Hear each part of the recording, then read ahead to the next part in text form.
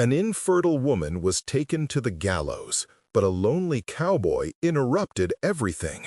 The crowd fell silent as his Winchester rifle cracked through the air, severing the rope just as it began to tighten around her neck. She collapsed onto the wooden platform, gasping for breath while the executioner reached for his sidearm. Dust swirled in the morning light, revealing a lone figure on horseback atop the ridge, rifle still smoking. 20 men with loaded guns now turned toward him, fingers tensing on their triggers. The air grew thick with the metallic taste of impending violence, the woman's ragged breathing the only sound cutting through the silence. This stranger had just challenged not only the law, but the entire town's judgment. If you were that cowboy, with 20 rifles now aimed at your chest, would you retreat into the hills to save yourself, or would you stand your ground for a woman condemned by strangers? You've got 3 seconds to lower that weapon, stranger. But what happened in the next heartbeat would change the fate of the entire territory forever. 3 days earlier, Thomas Blackwood rode into the dusty settlement of Redemption Creek, his horse limping slightly from the long journey across the barren plains. The midday sun beat down mercilessly as he dismounted outside the only saloon in town, his weather-beaten face revealing little emotion. 6 years as a ranch hand up north, followed by 2 as a cavalry scout, had left him with a permanent squint and a reluctance to speak unless necessary. He'd buried his wife and unborn child during a fever outbreak 5 winters past, and since then the trail had become his only companion. His worn leather saddlebags contained all he owned in this world: a change of clothes, his father's pocket watch, ammunition, and enough money for a few days' lodging. The saloon's swinging doors creaked as he pushed through them, the dim interior a welcome respite from the glaring sun outside. He ordered whiskey and information. Both came readily in a place like this. If stories like this speak to you, consider subscribing so you won't miss the next one. Passing through? Asked the barkeep, a gray-bearded man missing 2 fingers on his left hand. Thomas nodded, swallowing the cheap liquor without a grimace. Need work and a place to stable my horse for a week. She's favoring her front leg. The barkeep gestured toward the window. Miller's livery might take you on. Town's been busy lately. Got a trial tomorrow that's brought folks in from 3 counties over. Thomas raised an eyebrow, waiting for more. Woman named Sarah Winters, accused of witchcraft and child killing. The barkeep lowered his voice. Married 5 years to the mayor's cousin. No children, 3 pregnancies, 3 stillbirths. Then the Jensen baby disappeared last month. Found it dead in the creek 2 days later. Thomas stared into his empty glass. Evidence? The barkeep shrugged. She was seen near the creek that day. And folks say there's something unnatural about a woman who can't bear living children. Mayor's wife says she caught her once making strange symbols in the dirt behind her house. Outside, Thomas led his horse toward Miller's livery, the conversation weighing on him like the afternoon heat. The livery owner hired him immediately. Too many horses in town for the trial, not enough hands. As Thomas tended to the animals, he overheard fragments of conversations. Everyone seemed certain of Sarah Winters' guilt. No one mentioned proof. That evening, as he finished his work and prepared to seek lodging, he noticed a slender figure hurrying toward the jailhouse, clutching something to her chest. Her head was covered, but in the fading light, he caught a glimpse of tears on her face. Something in her desperate movements reminded him of his own wife in her final days, terrified, pleading for help that never came. But following this stranger would surely bring trouble he didn't need. If you saw a woman in distress heading to a jail where certain death awaited her, would you mind your own affairs, or would something deeper than reason pull you to follow? His curiosity overcoming his caution, Thomas followed at a distance. The woman was admitted to the jailhouse by a deputy who pocketed something shiny in exchange. Thomas waited in the shadows across the street, watching as lamplight flickered through the barred windows. 20 minutes later, the woman emerged, Her shoulder slumped in defeat. As she passed near him, she stumbled on the uneven boardwalk, dropping a handkerchief. Thomas stepped forward, retrieving it. "Ma'am," he called softly. She startled, turning fearful eyes toward him.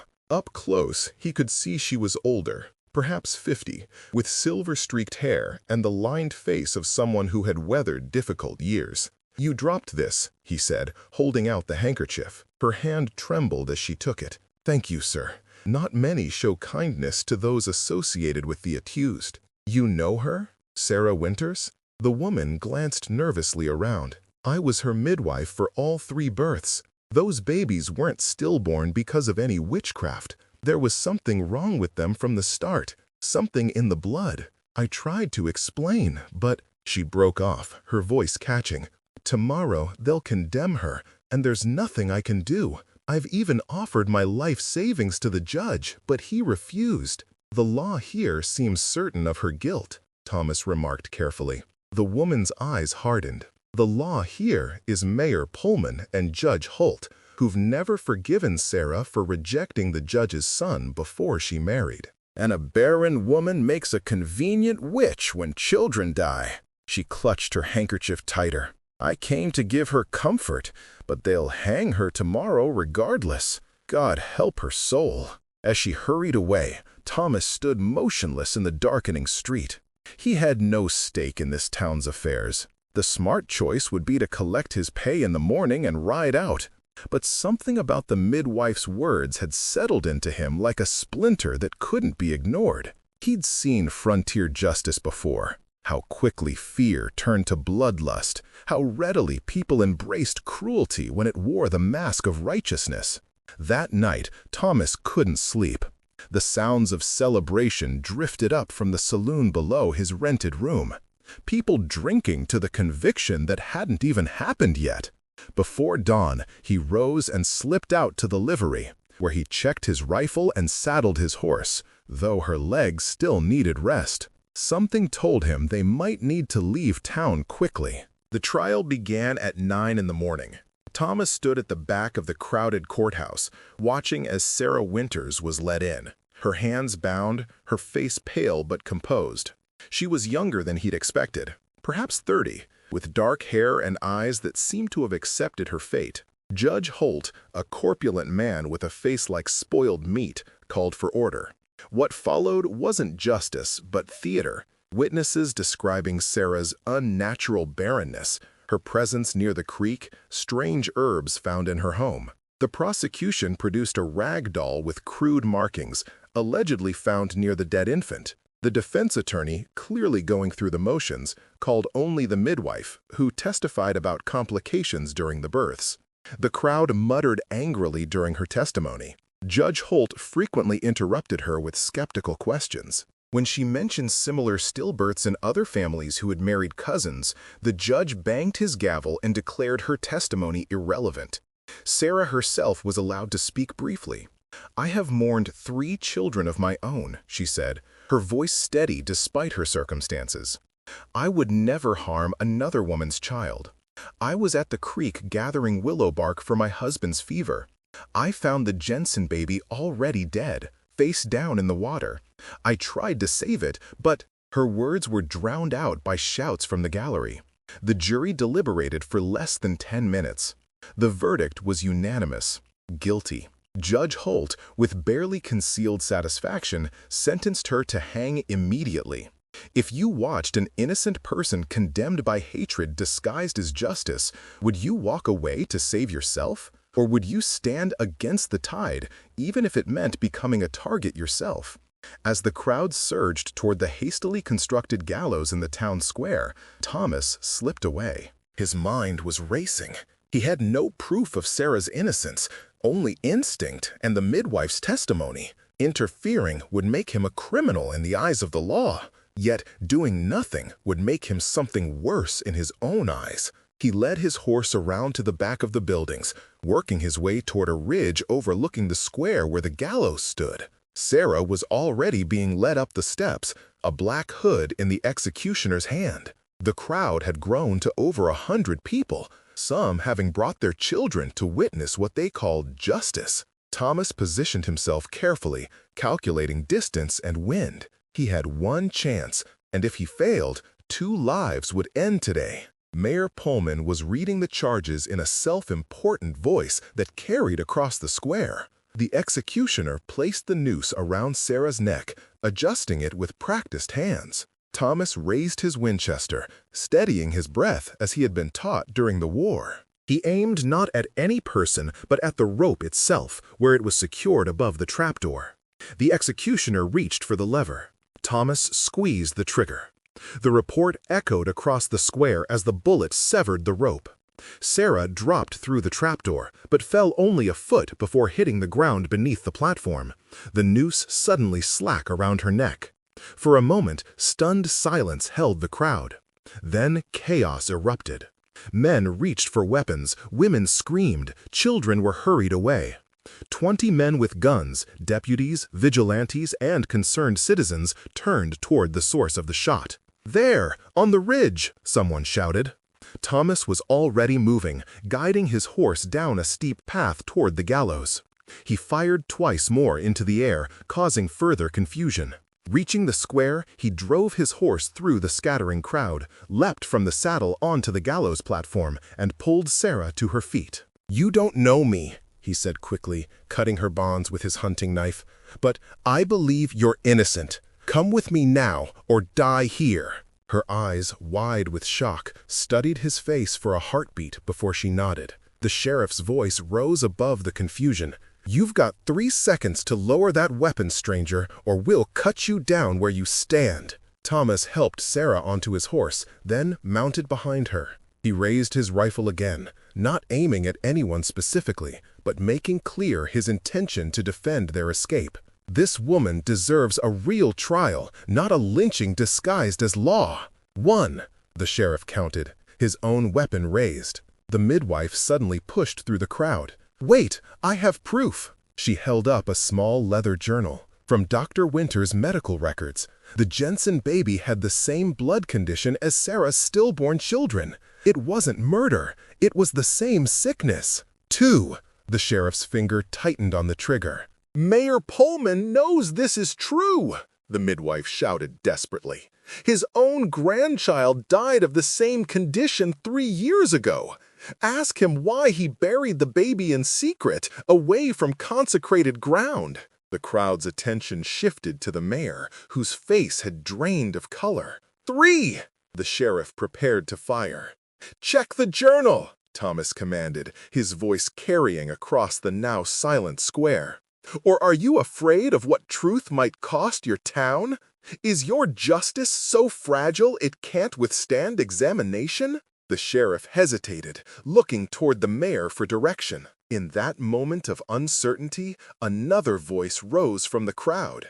"My son died the same way," called a weathered farmer, stepping forward. "Born blue, never drew breath right, same as my brother's boy before him." A murmur spread through the gathering. Another voice joined in. "The Cooper twins, too, last winter." Judge Holt banged his walking stick against the gallows platform. "Silence! This changes nothing. The Jensen child was found drowned, not dead from illness. Then explain why you refuse to allow Dr. Milgrave to examine the body. Why the hasty burial? Why did you threaten the undertaker when he asked questions about the bruising?" The tension in the square shifted palpably. Some men lowered their weapons, uncertainty replacing conviction on their faces. The sheriff looked increasingly uncomfortable, caught between duty and growing doubt. Thomas kept his rifle ready, but addressed the crowd directly. "I've seen what happens when fear replaces reason. You were ready to hang a woman because her body couldn't bear children. What kind of justice condemns someone for suffering?" He nodded toward the midwife. "Read the journal, examine the evidence. If Sarah Winters is guilty after a fair assessment, I'll surrender her myself." Long seconds passed in tense silence. Finally, the sheriff lowered his weapon slightly. "Give the journal to Dr. Phelps," he ordered the midwife. "Let him review it. In the meantime, He turned to Thomas. "The woman stays in custody, and you surrender your weapons." Thomas shook his head. "She stays with me, under my protection, until the truth is established. We'll remain at the Widow Carson's farm outside town. Anyone is welcome to come there unarmed to discuss the evidence." He glanced at Sarah, who nodded almost imperceptibly. "You're defying the law, stranger." "I'm upholding justice," Thomas corrected. "There's a difference." With that, he wheeled his horse around and rode slowly through the parting crowd, Sarah holding tightly to his waist. No shots followed them.